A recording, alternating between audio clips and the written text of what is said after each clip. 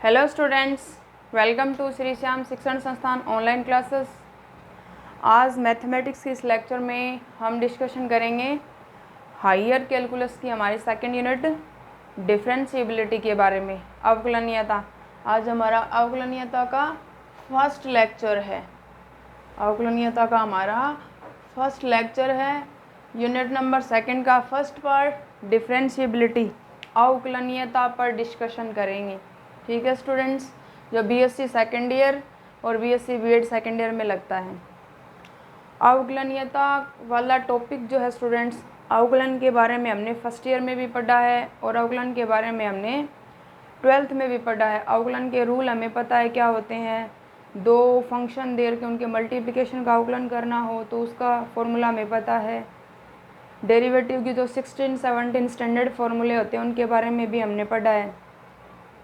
अवकलन होता क्या है, अभी तक तो हमने अवकलन पढ़ा है। बेसिक अवकलन होता क्या है स्टूडेंट्स, वो आज हम देखें। अवकलन का मतलब होता है प्रतिलोम। ठीक है स्टूडेंट, तो आज हम अवकलन के बारे में डिस्कशन करेंगे। सबसे पहले डेरिवेटिव की डेफिनेशन, अवकलनीयता की परिभाषा। सबसे पहले देखेंगे कि अवकलनीयता होती क्या है। अवकलनीयता या डिफरेंशिएबिलिटी। स्टूडेंट्स, कोई भी फंक्शन दे रखा है y बराबर एफ एक्स, मतलब y बराबर f x, x belongs to a b, संवृत अंतराल में परिभाषित और एक मानी फलन है। मतलब जिसका एक ही मान हो, एक मानी, और एक से ज़्यादा, दो या दो से अधिक मान हो किसी पॉइंट पे किसी फंक्शन के, उसको बोलते हैं बहुमानी फलन। डेफिनेशन क्या हो जाएगी, y बराबर f x, x belongs to a b में परिभाषित तथा एक मानी फलन है। परिभाषित तथा एक मानी फलन है। तब या ये बोल सकते हैं कि फलन y बराबर एफ एक्स अपने प्रांत D में परिभाषित है। प्रांत का मीन होता है फंक्शन कहीं पे यूज करते हैं वहाँ पे प्रांत और सहप्रांत का जिक्र होगा। ठीक है स्टूडेंट, तो स्टार्टिंग में डेफिनेशन को ये भी लेके चल सकते हैं कि फलन y बराबर एफ एक्स अपने प्रांत D में परिभाषित है। तब किसी भी पॉइंट पे, प्रांत के किसी भी बिंदु पे, क्योंकि फंक्शन के लिए प्रांत और सहप्रांत दोनों होते हैं। ये वाला डोमेन प्रांत और ये वाला कोडोमेन या फिर रेंज। डिफरेंस आपको पता है कोडोमेन और रेंज में। यहाँ से कोई पॉइंट हम लेंगे, इधर से एफ एक्स हमें मिलेगा, y बराबर एफ एक्स। ठीक है स्टूडेंट, तो फलन y बराबर एफ एक्स इसमें डिफाइन होते हैं स्टूडेंट्स। इसका कोई पॉइंट है, ये वाले जो पॉइंट्स है वो प्रांत के ही बिंदु होते हैं। तो फलन y बराबर f x, x belongs to संवृत अंतराल ए बी में परिभाषित तथा एक मानी फलन है। तब इस इंटरवल के बीच का कोई पॉइंट हो, इस इंटरवल का कोई पॉइंट हो, इस इंटरवल का पॉइंट या प्रांत का कोई बिंदु हो, तब x बराबर c belongs to a b. तब x equal to c belong करेगा इस अंतराल से या प्रांत से। x बराबर c belongs to a b, तब फलन x बराबर c पर अवकलनीय कहलाता है। यदि x बराबर c पर अवकलनीय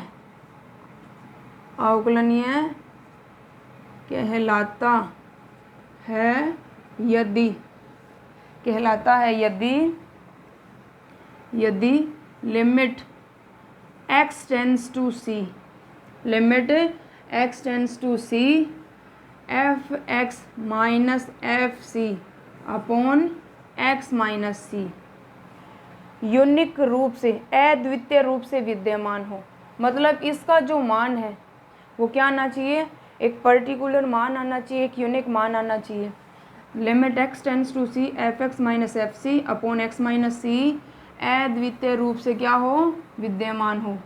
परिमित रूप से विद्यमान हो या अद्वितीय रूप से विद्यमान हो, अद्वितीय रूप से विद्यमान हो फलन के अवकलज को इस पॉइंट पे, जिसे या इसे लिखेंगे जिसे एफ डैश सी से प्रदर्शित करते हैं, एफ डैश सी से प्रदर्शित करते हैं, एफ डैश सी से प्रदर्शित करते हैं। इसलिए लिखेंगे f dash c equal to limit x tends to c f x minus f c upon x minus c. ये वाली क्या होती है, फलन के डेरिवेटिव की डेफिनेशन होती है। अगर इसका मान क्या आ जाए, एक यूनिक वैल्यू आ जाए, एक अद्वितीय मान आ जाए इसका, तो इसका मतलब है कि फलन y बराबर एफ एक्स जो है वो x इक्वल टू सी पर अवकलनीय कहलाता है। कहीं भी हमें दे दिया किसी भी फंक्शन के लिए कि सिद्ध कीजिए कि x इक्वल टू 2 पे कोई फंक्शन दे दिया कि ये फंक्शन है वो अवकलनीय है, तो जांच कीजिए। तो इस डेफिनेशन में हम सीधी वैल्यू पुट करके देख सकते हैं, अगर उसका एक पर्टिकुलर मान आएगा तो इसका मतलब है कि वो फलन जो है वो उस पॉइंट पे क्या है, अवकलनीय है। ठीक है स्टूडेंट, ये होगी हमारी अवकलज की डेफिनेशन। ये अवकलन की क्या है, परिभाषा है। अब कुछ फंक्शंस ऐसे होते हैं जिनका इस डेफिनेशन से मान नहीं आता, एक यूनिक मान हमें नहीं मिलता, तब उसके लिए हम क्या करते हैं, उसका लेफ्ट हैंड डेरिवेटिव मतलब दाईं सीमा और बाईं सीमा पर आधारित अवकलज हम ज्ञात करते हैं। तो सीमा पर आधारित अवकलज की डेफिनेशन एक और है, वो हम देखेंगे। ठीक है स्टूडेंट्स, अगर कहीं पे से पूछ लिया कि अवकलनीयता को परिभाषित कीजिए, तब आपको ये डेफिनेशन लिखनी है। अवकलनीय कहलाता है यदि इसका यूनिक रूप से विद्यमान एफ डैश सी से रिप्रेजेंट करते हैं, एफ डैश सी बराबर limit x tends to c f x minus f c x minus c. ठीक है स्टूडेंट्स, ये होगी फर्स्ट डेफिनेशन अवकलज की। अब है दाईं सीमा और बाईं सीमा पर आधारित अवकलज की परिभाषा, या ये बोल सकते हैं सीमा पर आधारित, सीमा पर, ये वैसे ये भी सीमा पर आधारित है, परंतु पर्टिकुलर सीमा पर आधारित अवकलज की परिभाषा, सीमा पर आधारित अवकलज की परिभाषा। ठीक है स्टूडेंट्स, ये वाली सेकंड डेफिनेशन बोल सकते हैं, अवकलज पर सीमा पर आधारित अवकलज की परिभाषा इसको बोल सकते हैं। इसके लिए हम पहले यूज़ करेंगे राइट हैंड डेरिवेटिव, या राइट हैंड डेरिवेटिव, या बायां अवकलज, या इसको बोलेंगे RHD। ठीक है स्टूडेंट्स, ये इसको बोलते हैं अग्रगामी अवकलज या प्रगामी अवकलज बोलते हैं। 2-3 नाम है स्टूडेंट्स इसके, याद रखने आपको, वर्धमानी या प्रगामी या अग्रगामी भी बोल सकते हैं। राइट हैंड डेरिवेटिव या दक्षिण पक्ष अवकलज, दक्षिण पक्ष अवकलज। और नाम है स्टूडेंट्स इसके, इसको बोलते हैं प्रगामी अवकलज या वर्धमानी। क्यों बोलते हैं बताऊंगी आपको, वर्धमानी अवकलज। ठीक है स्टूडेंट्स, इतने नाम है इसके, राइट हैंड डेरिवेटिव, RSD, दक्षिण पक्ष अवकलज, प्रगामी अवकलज या वर्धमानी अवकलज। ठीक है स्टूडेंट्स, जैसे किसी भी पॉइंट पर हम सीमा देखते हैं, जैसे हमने देखा x इक्वल टू 2 पर फलन की जो सीमा है वो यहाँ पे, ये 2 पॉइंट यहाँ पे इसकी सीमा आ गई, तो इसकी जो राइट हैंड लिमिट होगी वो तो इधर वाली साइड में होती है स्टूडेंट्स, और लेफ्ट हैंड लिमिट जो होती है इस पॉइंट के इधर वाली साइड में होती है स्टूडेंट्स। तो इसका मतलब ये तो आगे क्या है, बढ़ रहा है, प्रगति कर रहा है, वर्धमान है, पॉजिटिव डायरेक्शन में बढ़ता है, तब इसका नाम है प्रगामी या वर्धमानी। मान बढ़ते हैं। और लेफ्ट हैंड लिमिट जो होती है स्टूडेंट्स वो इस डायरेक्शन में होती है, नेगेटिव डायरेक्शन में होती है, तो इसको क्या बोलते हैं, प्रतिक्रामी या हासमानी अवकलज बोलते हैं, प्रतिक्रामी या हासमानी अवकलज। तो इस अवकलज की डेफिनेशन क्या हो जाएगी स्टूडेंट्स, इस अवकलज को जो है वो रिप्रेजेंट करेंगे, जैसे हमारा जो नॉर्मल डेरिवेटिव होता है उसको हम रिप्रेजेंट करते हैं एफ डैश सी से, और इस अवकलज को जो है स्टूडेंट्स वो हम रिप्रेजेंट करेंगे f dash c plus zero, क्योंकि ये वर्धमान है तो इसका मतलब मान बढ़ते हैं, इससे रिप्रेजेंट करेंगे f dash c x equal to c पर। अतः इसकी परिभाषा हो जाएगी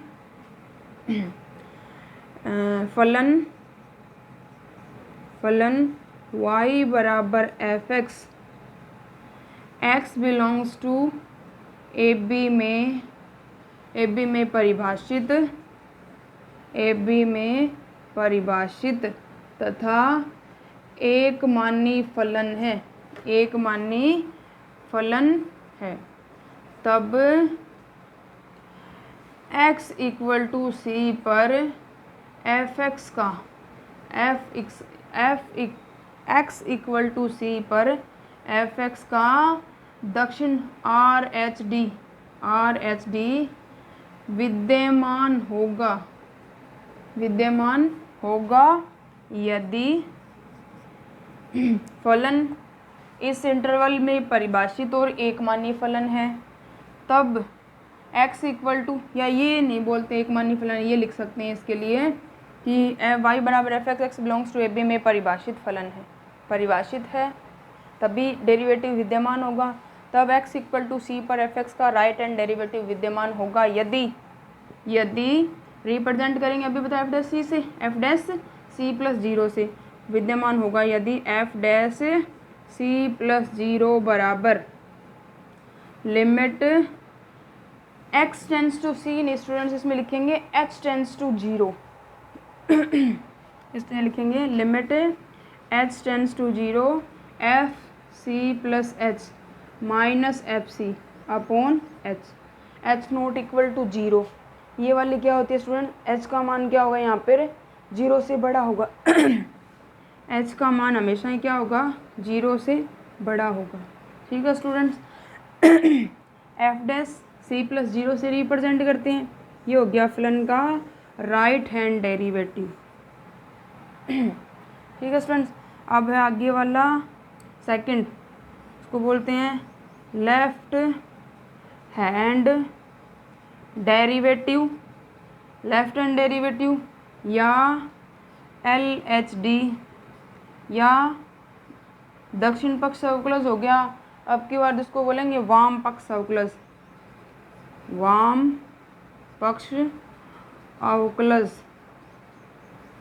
या दायां अवकलज बोलते हैं स्टूडेंट्स, दायां अवकलज, इसको बोलेंगे बायां अवकलज, दायां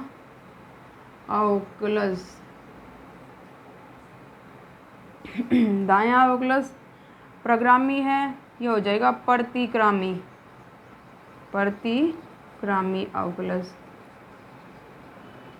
प्रतिक्रामी अवकलज या हासमानी अवकलज,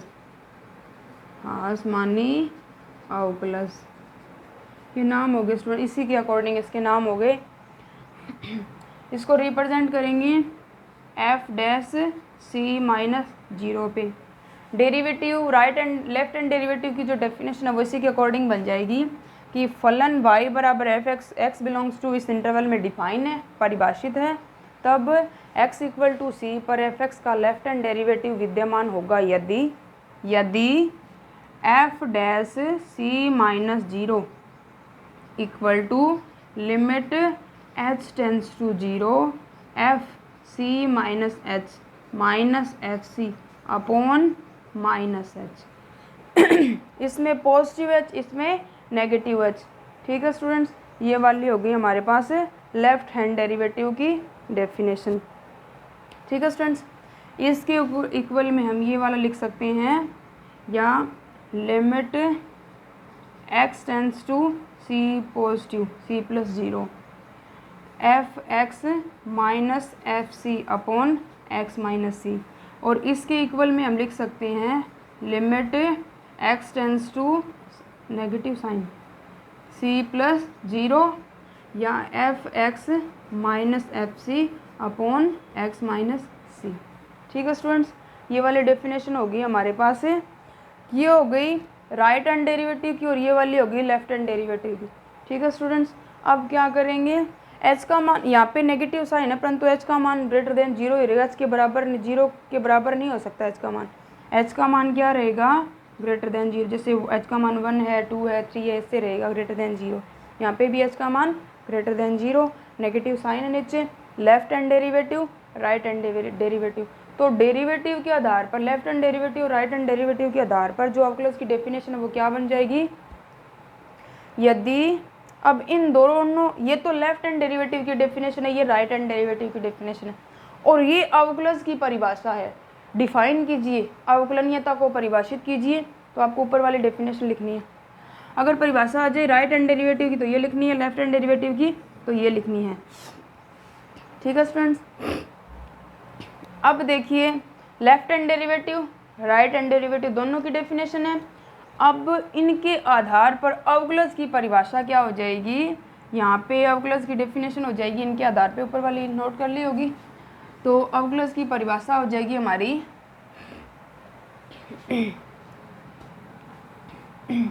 अवकलनीयता लिखेंगे अब, अवकलनीयता डेरिवेटिव के आधार पर यदि x इक्वल टू सी पर फलन y बराबर एफ एक्स का राइट हैंड डेरिवेटिव तथा लेफ्ट हैंड डेरिवेटिव विद्यमान है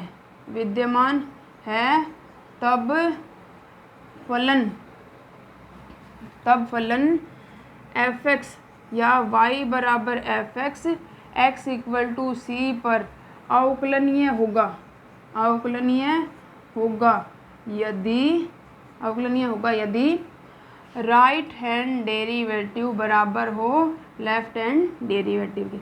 अगर ये कंडीशन है किसी भी पॉइंट पे, जिस पॉइंट पे हम क्या कर रहे हैं, फलन का डेरिवेटिव हम ज्ञात कर रहे हैं, अगर उस पॉइंट पे लेफ्ट हैंड डेरिवेटिव और राइट हैंड डेरिवेटिव दोनों क्या हो स्टूडेंट्स, बराबर हो, तो उस पॉइंट पे फलन क्या कहलाता है, अवकलनीय कहलाता है।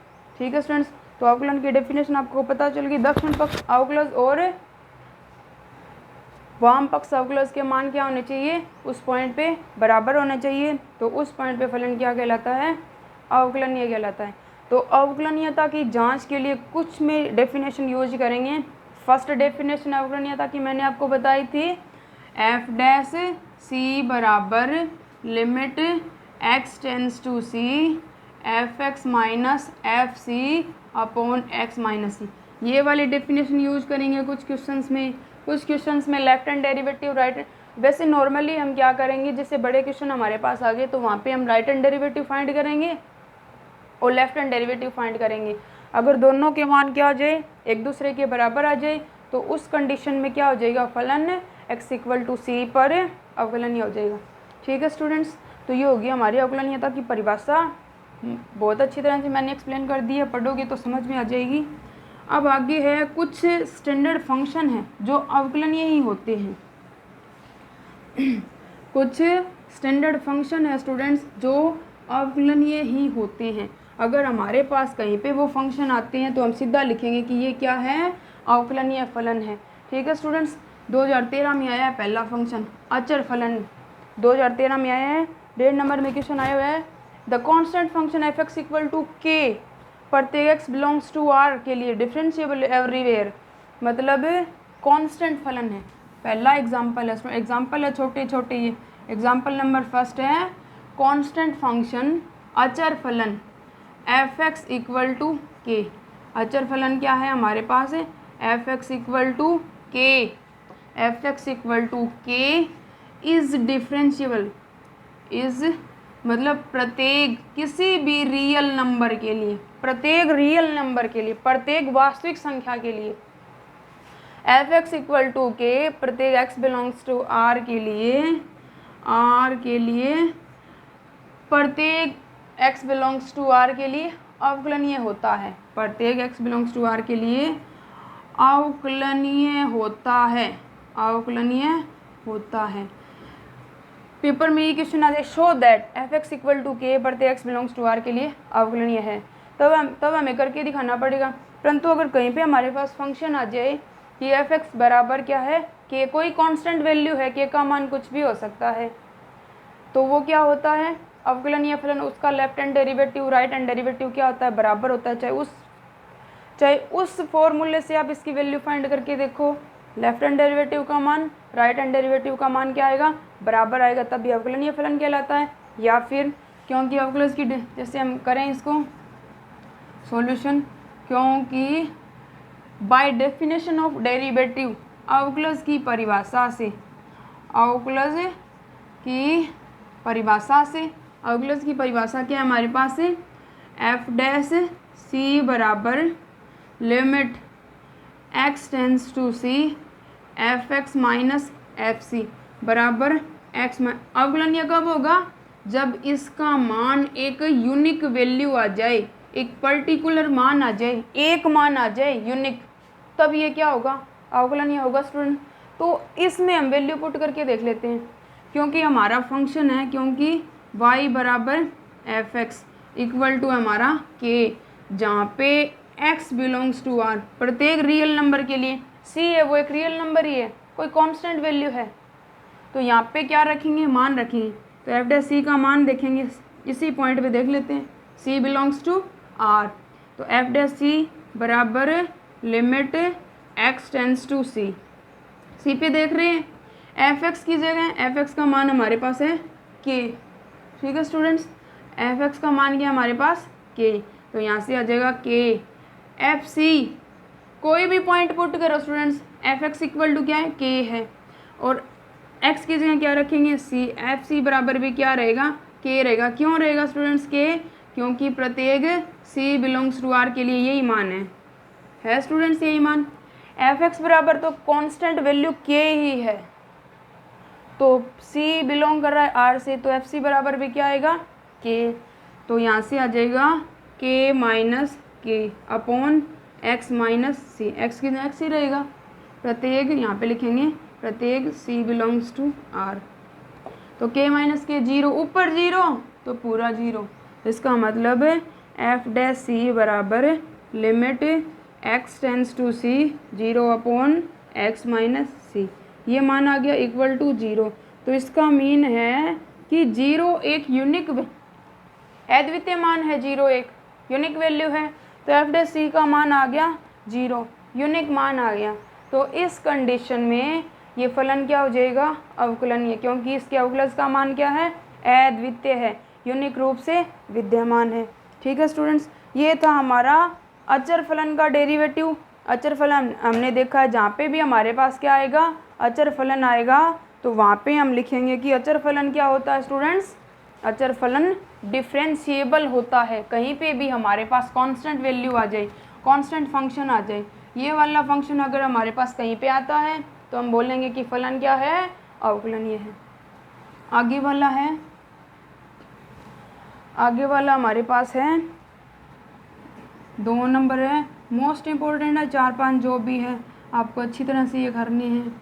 एग्जाम्पल नंबर 2 में इसने दिया है आइडेंटिटी फंक्शन दिया है स्टूडेंट्स, अब की बार आइडेंटिटी फंक्शन दिया, इसने कहा है डिफरेंशिएबल एवरीवेयर। आगे वाला एफ एक्स इक्वल टू क्या दे दिया, एक्स दे दिया, f x equal to x बोला है, प्रत्येक x belongs to r is differentiable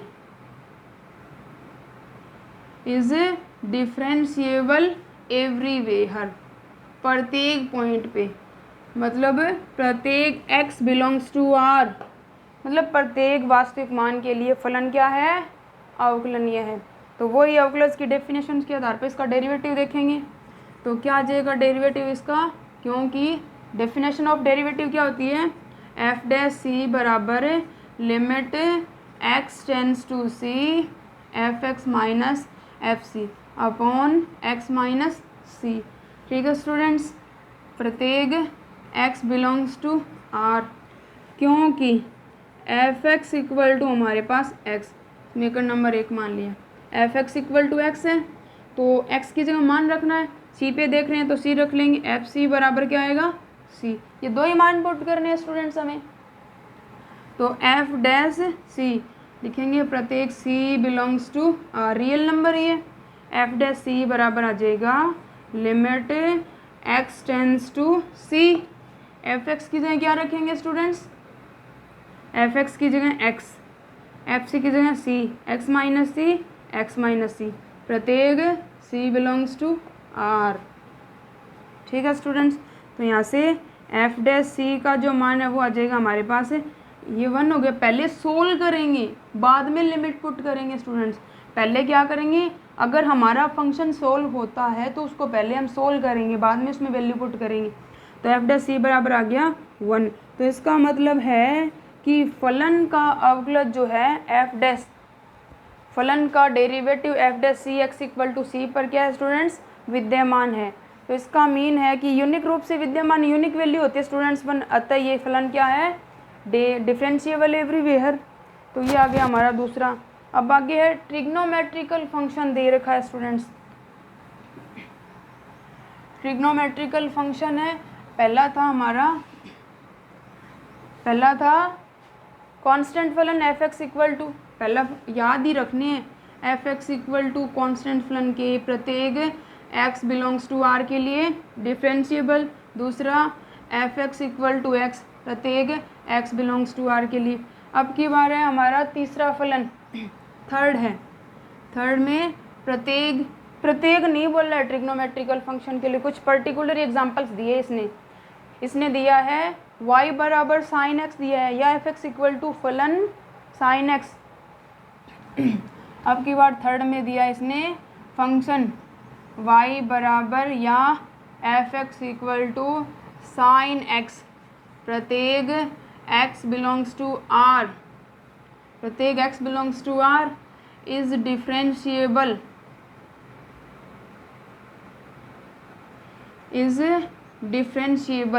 is differentiable everywhere, is differentiable everywhere।